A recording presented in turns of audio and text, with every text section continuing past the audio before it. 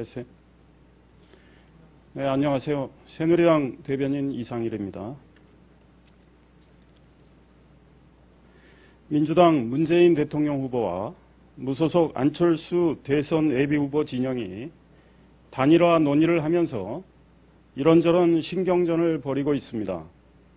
가치와 철학이 다르고 상호 신뢰도 부족한 두 후보 측이 급히 짝짓기를 하기로 함에 따라 빚어지는 현상 같은데 두 후보 측의 티격태격은 국민을 짜증나게 하는 것입니다.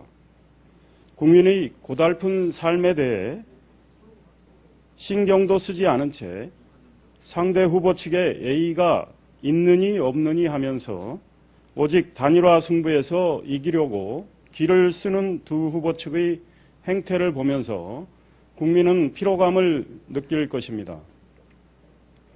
두 후보 측은 국민에 대한 예의를 지켜야 합니다. 단일화를 하기로 했다면 속히 마무리하고 정정당당하게 인물 검증, 정책 검증을 받겠다고 나서주기 바랍니다. 국민은 비전과 정책이 상당히 다른 두 후보가 어떤 공약을 제시할지 궁금해하는 만큼 이와 관련해서도 하루속히 국민의 의문을 풀어주기 바랍니다. 새누리당 박근혜 대통령 후보는 문재인 안철수 후보 측이 어떤 쇼와 어떤 이벤트를 하든 개의치 않고 앞만 보고 뚜벅뚜벅 걸어갈 것입니다. 국가와 국민을 위한 비전과 정책을 가다듬고 한번 제시한 약속은 반드시 지키겠다는 실천 의지를 다지면서 국민에게 진정성 있는 모습으로 다가갈 것입니다. 박근혜 후보가 문재인 안철수 후보처럼 국민의 눈을 속이기 위한 정치공학 카드를 꺼내는 일은 없을 겁니다. 그리고 두 후보 가운데 누구로 단일화가 되든 1대1 대결 구도에서 정정당당하게 싸워 반드시 승리할 것입니다.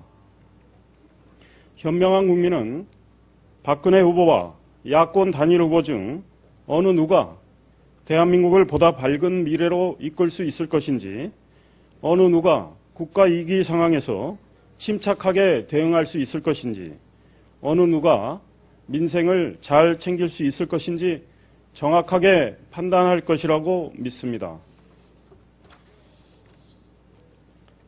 무소속 안철수 대선 예비 후보의 재벌 개혁론에 대해 말씀드리겠습니다.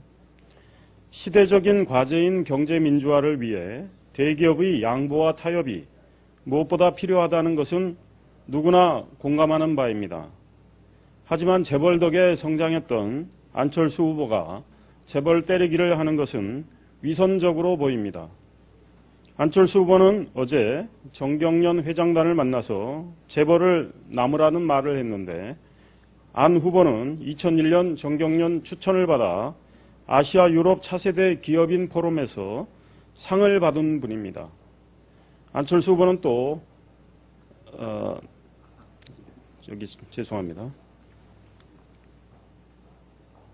안철수 후보는 또 재벌 2, 3세 모임 V소사이어티 창설, 안철수 후보는 또 재벌 2, 3세 모임인 V소사이어티 결성을 주도했습니다. 그가 이 모임에 함께 참여했던 SK그룹 최태원 회장이 2003년 분식회계 등의 혐의로 구속되자 구명운동에 나선 것은 잘 알려진 사실입니다. 안철수 후보의 안철수 연구소는 SK, 삼성 등 국내 굴지의 재벌들 덕을 보며 성장한 회사입니다. 그런 안철수 후보가 이제 와서 재벌들에게 큰 소리를 치는 모습이 국민의 눈에 어떻게 비칠지 안철수 후보는 한 번쯤 성찰해 보기 바랍니다. 안철수 후보가 최대 지분을 보유하고 있는 안철수 연구소, 즉 안랩의 장애인 고용률이 현행법의 정한 기준에 현저히 못 미치는 것으로 드러났습니다. 고용노동부가 발표한 2011년도 하반기 장애인 고용조조 사업주 명단에는 안랩이 포함되어 있습니다. 안랩의 장애인 고용률은 0.65%로 620명의 근로자 중 장애인은 4명에 불과한 것으로 나타나 있습니다. 장애인 고용 촉진 및 직업재활법 시행령이 정한 기준 2.3%에 현저히 못 미치는 것입니다.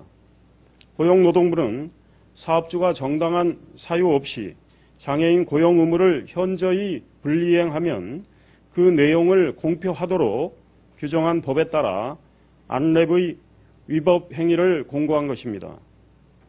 안철수 후보는 대통령 선거에 출마 선언하는 자리에서 수화 통역사를 대동했고 트위터에는 음성 지원이 없어 아쉽다고 말하는 등 장애인을 극진히 배려하는 듯한 언행을 했습니다. 안철수 후보는 또 장애인을 적시에 취업시켜 고용을 통해 자립을 할 수 있도록 지원하겠다고 공약한 바도 있습니다. 하지만 실제로는 말 따로 행동 따로입니다. 자기 회사의 장애인 법정 고용률도 제대로 지키지 못하고서 장애인을 고용하고 배려한다고 하는 것은 위선적이고 이율배반적입니다. 안철수 후보는 장애인을 위한 공약을 하기 전에 안랩의 장애인 고용 의무 위반에 대해 부끄러움을 느끼고 정중하게 사과해야 할 것입니다. 감사합니다.